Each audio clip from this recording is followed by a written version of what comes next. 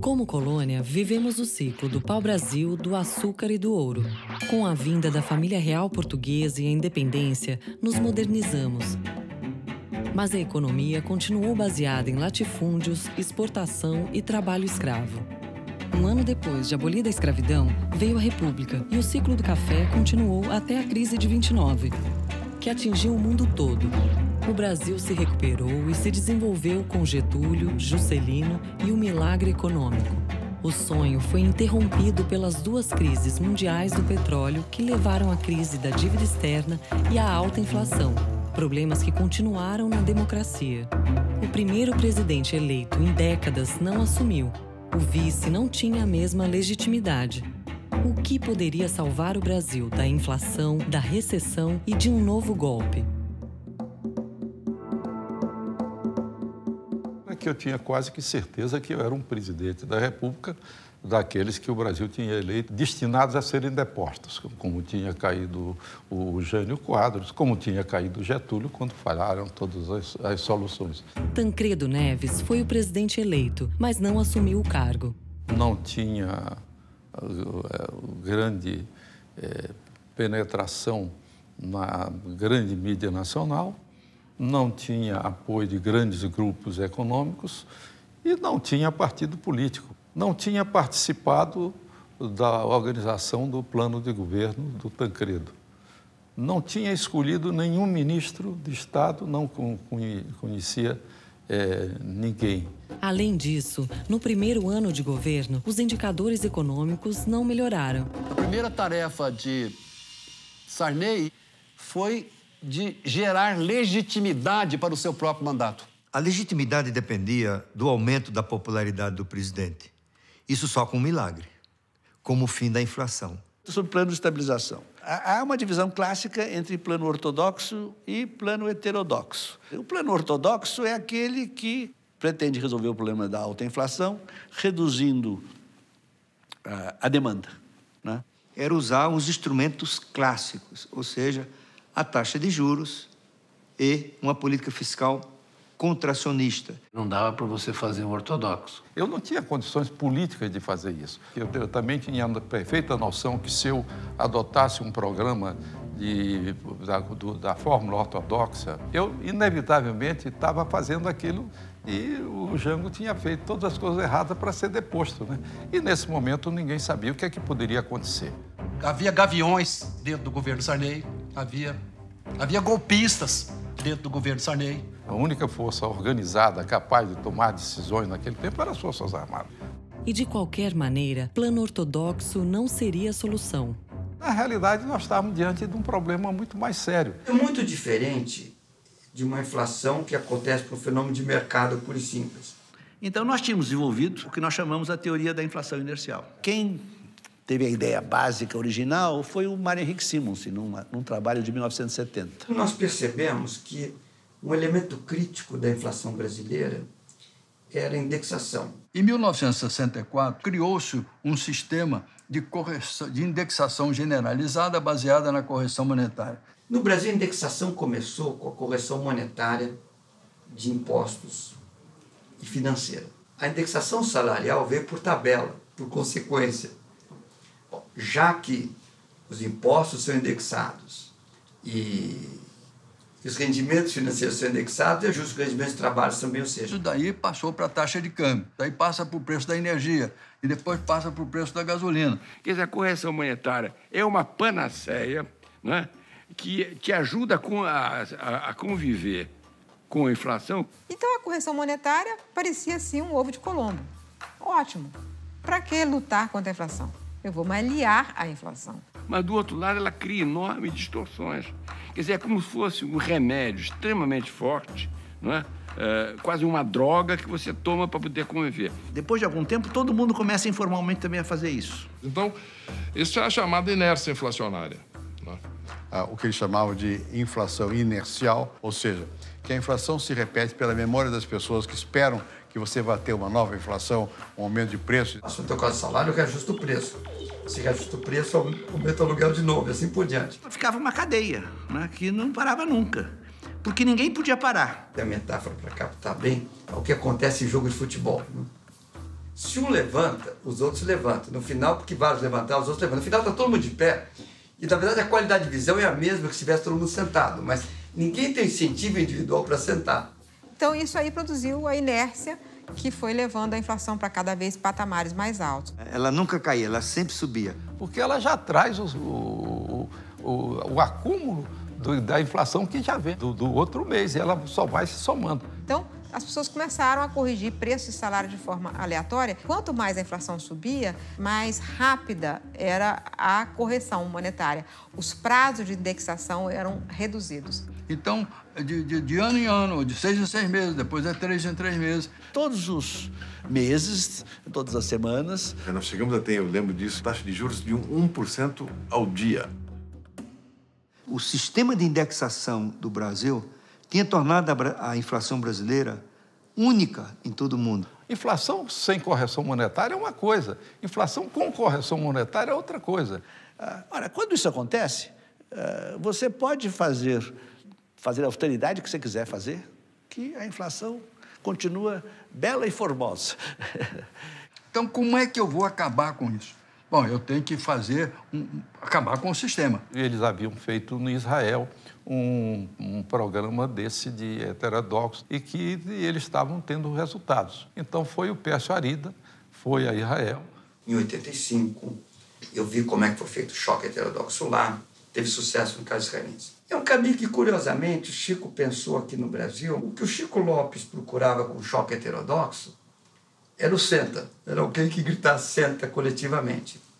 Esse alguém era o Estado. E fizemos, então, um plano cruzado, que tinha essa destinação, quer dizer, de resolver, através de uma fórmula heterodoxa, o problema da inflação brasileira. Vamos aproveitar, nesse momento, todos juntos para reconstruir uma grande nação brasileira. Eu sabia que estava colocando minha cabeça na guilhotina, porque, naquele tempo, enfrentar toda o empresariado nacional fazendo o congelamento de preços era uma coisa extremamente arriscada. Fiquei com muito receio. Nós todos estávamos no mundo sem saber o que ele ia resultar. Não se sabia, ninguém sabia, era uma aventura. E eu lembro que uns dias antes do cruzado tinha uma história trágica da nave espacial Challenger, que era uma nave espacial norte-americana que foi lançada com astronauta e explodiu no ar. Depois de um imenso preparativo, e eu olhei aquele negócio da Challenger e falei, vai ver o cruzado. No dia seguinte, enorme desastre, ninguém vai congelar nada, o governo cai, você não vai ver.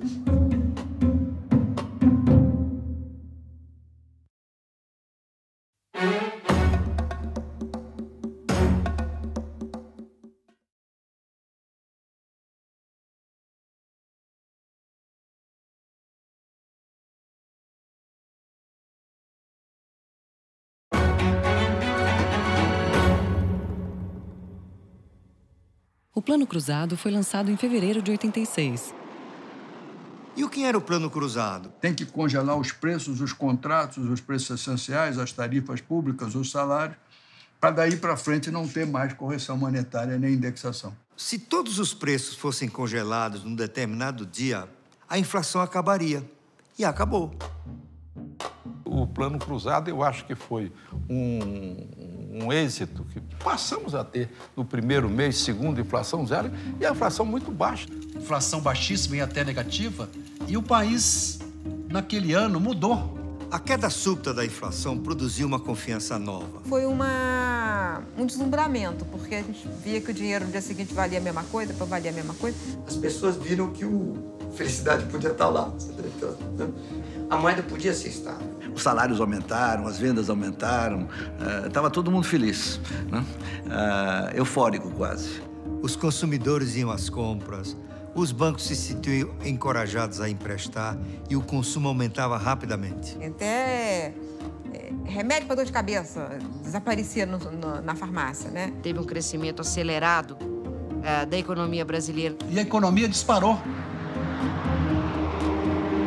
Plano Cruzado, que ele legitimou o presidente da República. Ele afastou do presidente a função de ser deposto.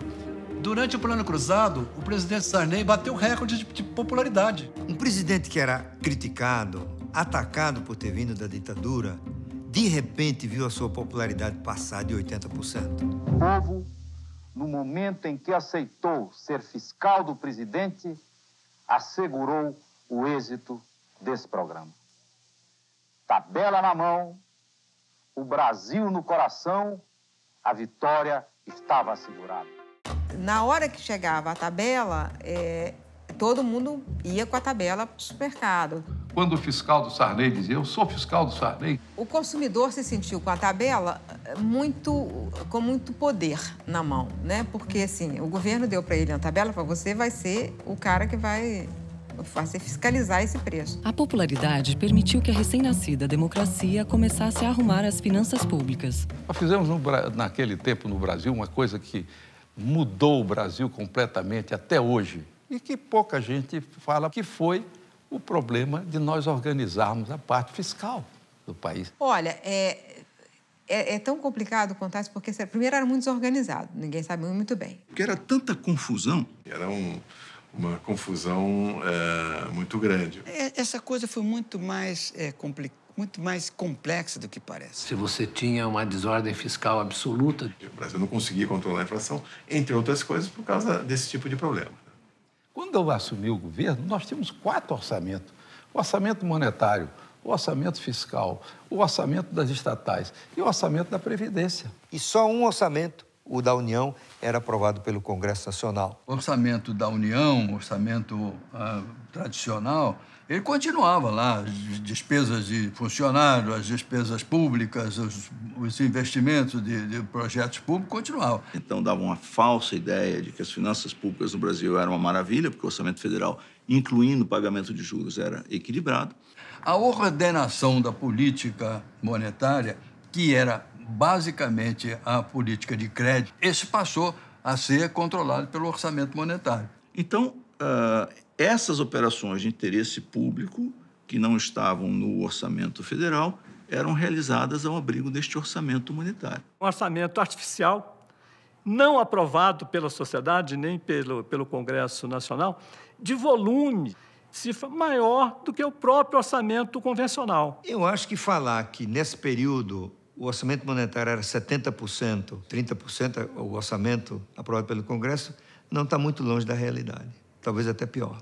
É chamado orçamento monetário, era a conta de movimento. A conta de movimento era, na verdade, um orçamento paralelo. Era um cordão umbilical que ligava o banco, a maquininha de rodar dinheiro do Banco Central ao Banco do Brasil. Quer dizer que o Banco Central, o dinheiro do Banco Central era usado através do Banco do Brasil para gastos públicos. De modo que todos os programas de fomento eram feitos através do Banco Brasil. O Banco Brasil só funcionava para isso. Aquela conta o governo sacava, fazia o que queria e também ela servia para não ter a responsabilidade fiscal. O Banco do Brasil operava sem limite de caixa, digamos assim.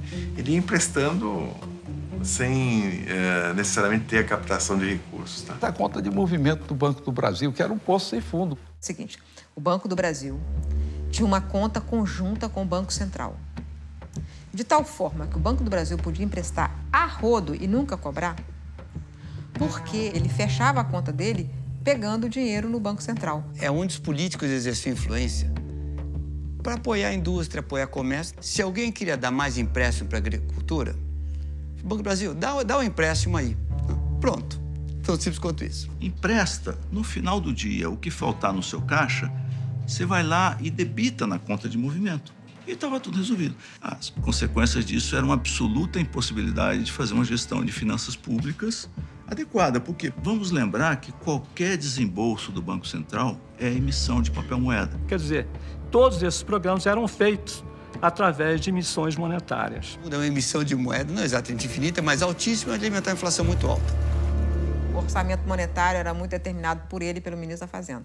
Quem mandava era realmente o ministro da Fazenda.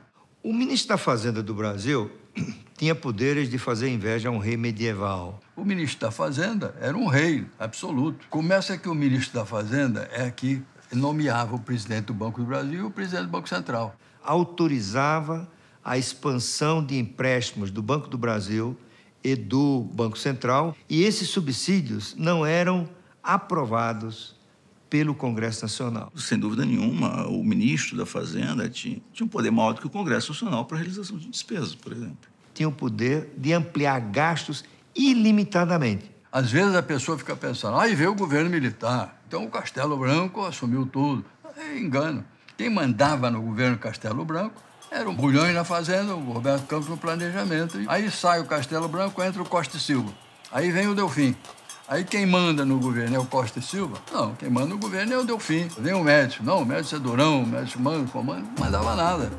Não, imagina se o Médici tinha algum comando sobre a política econômica. Era tudo na mão do Delfim. Veio o Geisel não mandava nada. A parte econômica, nada. Mandava o Mário Simons. Sai o Geisel, volta o Delfim, volta o Galvez. Não mudou nada. O Figueiredo até reclamava. Vocês têm muito mais poder do que eu. É assim mesmo, presidente. Mais poder do que a rainha da Inglaterra, muito mais. Mais poder do que o presidente da República, eu acho que também.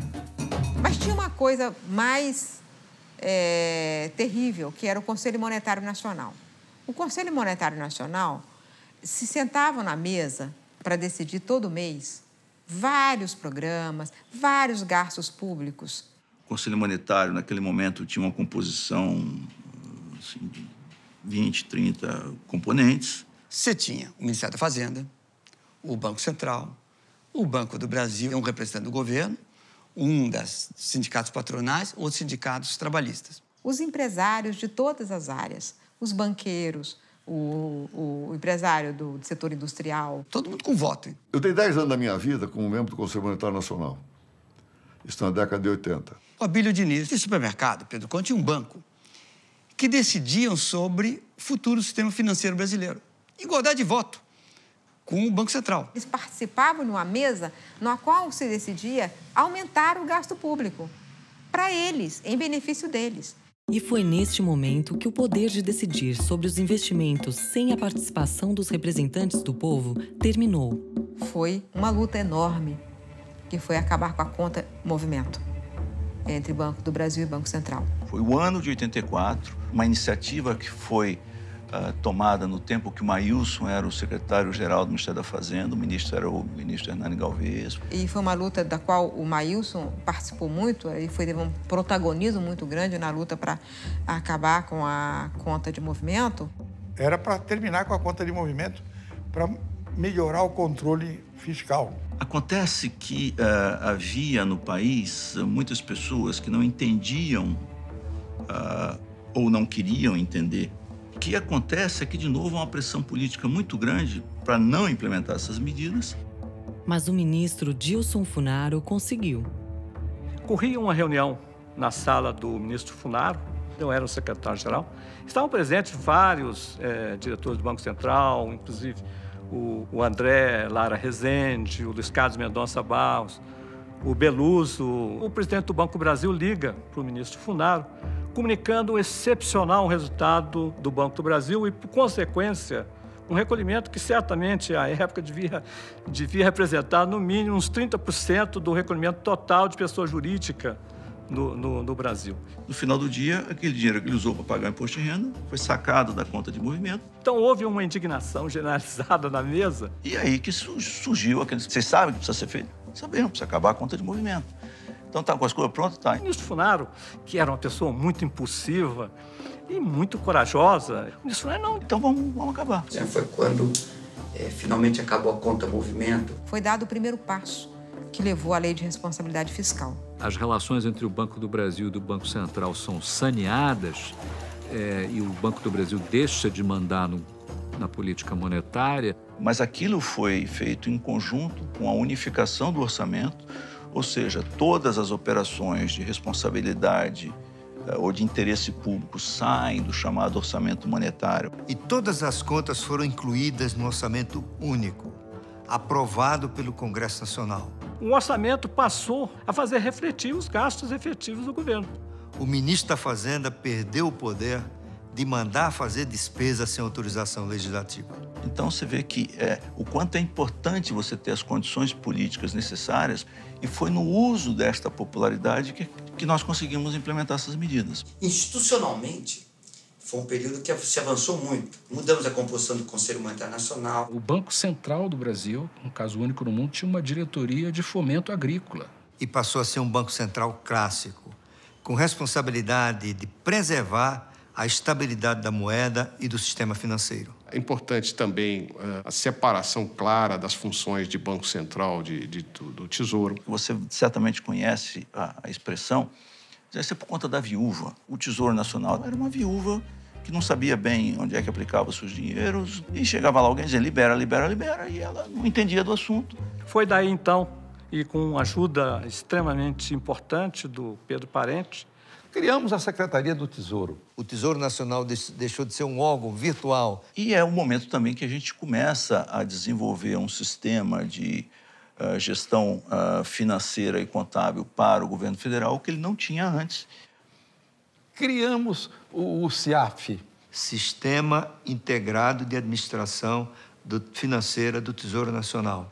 Foi um sistema totalmente integrado de execução orçamentária, financeira e contábil para o Tesouro Nacional e todas as unidades do governo federal em todo o país. O fim da conta de movimento, a criação da Secretaria do Tesouro Nacional, a unificação orçamentária, a criação do CIAF, tudo isso proporcionou um quadro de organização das finanças públicas que foi fundamental para que, no momento seguinte, você pudesse fazer a estabilização da economia do país. O desenvolvimento econômico, isso já foi escrito, ele só pode existir se nós tivermos instituições fortes para que a economia possa inteiramente funcionar. Havia tanto a mudar que era necessário uma nova Constituição. O Plano Cruzado possibilitou a convocação da Constituinte, porque se nós não tivéssemos aquele apoio popular que tivemos, nós não teríamos condições de fazer uma Constituinte. O povo escolheu o Congresso Constituinte, mas antes mesmo que assumissem, o Cruzado fracassou. 8 meses depois do lançamento, o Plano Cruzado já é um fracasso oficialmente reconhecido. Um mês depois, nasce o Cruzado 2. Quando chega no final do ano, né?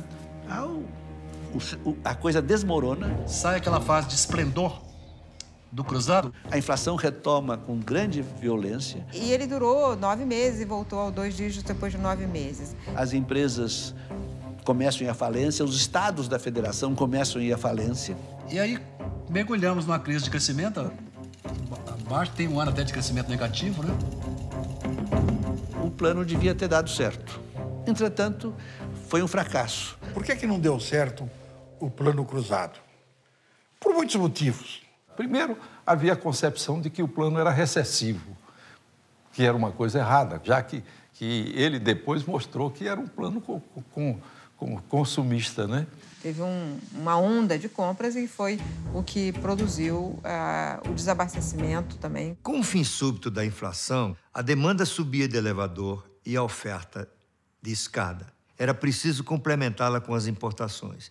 Mas o Brasil era uma economia fechada. Então faltava mercadoria e havia pressão para o aumento de preços.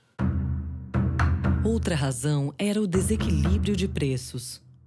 O João aumentava seus preços no dia 1º do mês, o Antônio no dia 10 do mês e a Maria no dia 20 do mês. Quando você breca de repente a inflação, tem o sujeito que acabou de reajustar o preço.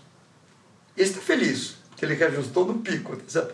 O outro que ia reajustar, mas não teve oportunidade de reajustar, esse pode quebrar. Então, ficaram desequilíbrios de preços relativos importantes que depois teriam que ser corrigidos. Né? E aí, quando você corrige os preços relativos, né, você tem inflação de novo. E é possível o Estado arbitrar. Congelei todos os preços. Mas o seu tem que diminuir e o dela tem que aumentar. Não consegue fazer. A economia é complexa demais para esse tipo de administração. Era insustentável.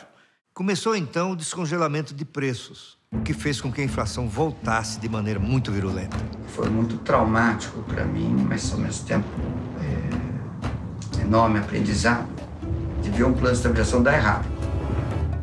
A lição é o seguinte: quem te dá o ok para fazer estabilização é um político que tem um projeto político. Quando você pensar em estabilização, pensa no plano econômico, pense no plano jurídico e pense no plano político.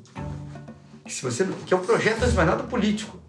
O plano havia fracassado, mas a democracia era consolidada.